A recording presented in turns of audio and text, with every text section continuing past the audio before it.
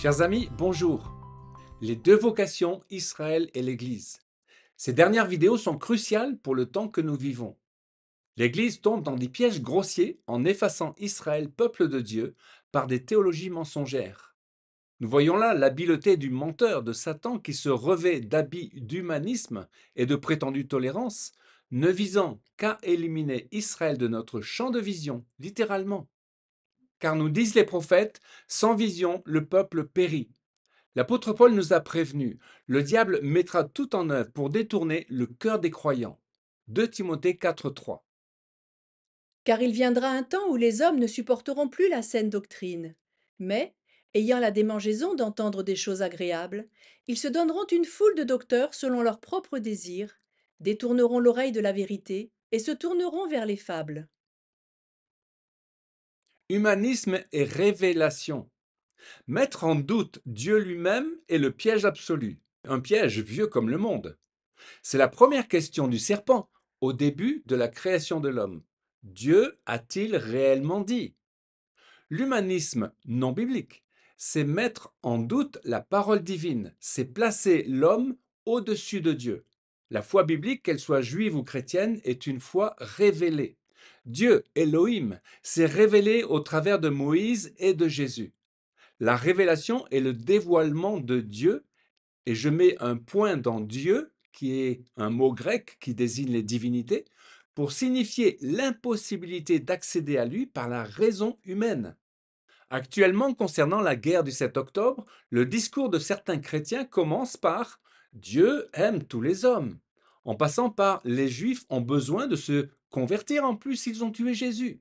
Il faut donc prendre le camp de Dieu, disent-ils, en mettant les membres du Hamas et du Hezbollah sur le même plan qu'Israël, car Dieu aime tous les hommes. Lisons la parole de Dieu qui, elle, est la vérité. Deutéronome 32, 8.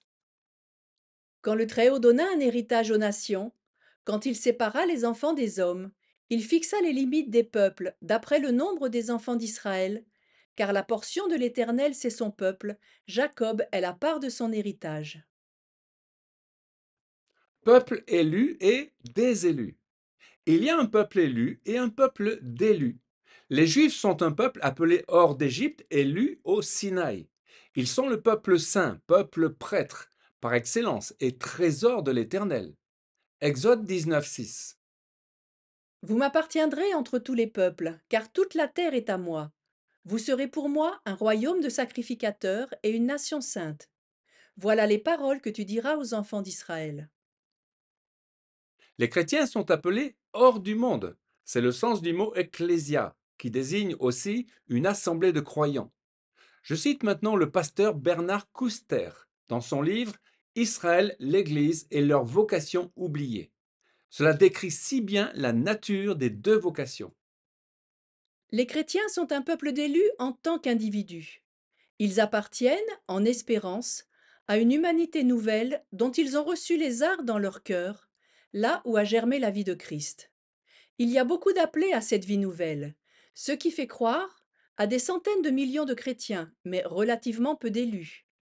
Pour un juif, le seul fait de naître l'enrôle dès le berceau dans l'aventure collective de son peuple, né de nouveau, il y a 35 siècles au mont Sinaï. Selon Bernard Kouster, la germination dans le cœur de la vie de Christ s'appelle la nouvelle naissance. C'est le sceau de l'appartenance à la véritable Église. Un cœur régénéré, une paix intérieure, une vision renouvelée. Les deux élections, celle d'Israël et de l'Église, sont décidées par le même Dieu. Leur différence est une différence d'incarnation du Messie. Deux vocations, deux appels. Dans son livre L'étoile de la rédemption, Franz Rosenzweig donne une magnifique description d'Israël et de l'Église.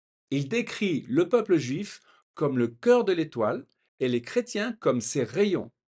Le judaïsme et le christianisme constituent deux voies d'accès à la même vérité, deux voies d'accès fraternelles et égales en dignité. Ce philosophe et théologien juif allemand est né dans une famille juive assimilée, mais Franz, durant la Première Guerre mondiale, vécut une illumination lors de la fête de Kippour et il revint fermement au judaïsme. Engagé comme soldat dans les tranchées, il écrivit l'étoile de la rédemption, mettant l'accent sur la complémentarité des deux peuples, témoins de la gloire de Dieu. Il dira d'Israël: le peuple juif est hors de l'histoire. Seul peuple qui échappe à la marche linéaire du temps, il est le peuple éternel. Mais si le peuple juif est le cœur de l'étoile, les chrétiens sont les rayons qui portent la bonne nouvelle de Dieu jusqu'aux extrémités de la terre. Matthieu 28, 19. Allez, faites dans tous les peuples des disciples, les baptisant au nom du Père, du Fils et du Saint-Esprit, et enseignez-leur à observer tout ce que je vous ai prescrit. Et voici, je suis avec vous tous les jours jusqu'à la fin du monde. Une vocation, une clé. Dans la tradition juive, si l'on intercale la lettre D au nom de Dieu, on obtient Yehuda, qui veut dire juif. Or, la lettre D, Dalet, c'est la porte, Délet. Ainsi, le peuple juif est la porte d'accès à Dieu pour toutes les nations. Zacharie 8, 22.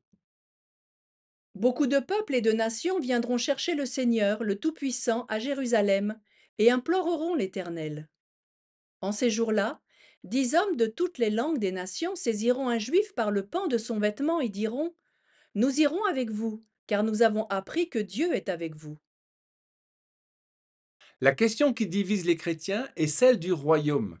Beaucoup ne voient qu'un royaume spirituel. Selon eux, l'Église est déjà dans le millénium et n'a pas besoin d'Israël. Elle ignore le royaume messianique et terrestre dont parle Jean dans l'Apocalypse. Pour nous, chrétiens, Jésus est la porte des portes, le juif des juifs. Il est Ben Elohim, fils de Dieu, et Ben Adam, fils de l'homme. Il a dit: je suis la porte. Mais il a dit aussi: entrez par la porte étroite. Et Jacques, le chef de l'église de Jérusalem, avait compris, par le témoignage de Pierre, que Dieu avait ouvert au peuple la porte de la foi en Christ. Ainsi, la clé chrétienne du royaume est celle de la porte individuelle, la porte du salut personnel. La clé juive, qui ouvre la porte aux nations à la fin des temps, est celle de la grande porte, qui s'ouvrira lors du royaume messianique. Le rôle final de l'Église. Aujourd'hui, la tâche la plus urgente de l'Église est de redécouvrir la vocation d'Israël et du même coup la sienne propre. Selon une pensée juive et interprétée dans notre ouvrage Le couple témoin, l'Église est la partie féminine du couple Israël-Église qui doit porter la lumière de Dieu sur la terre.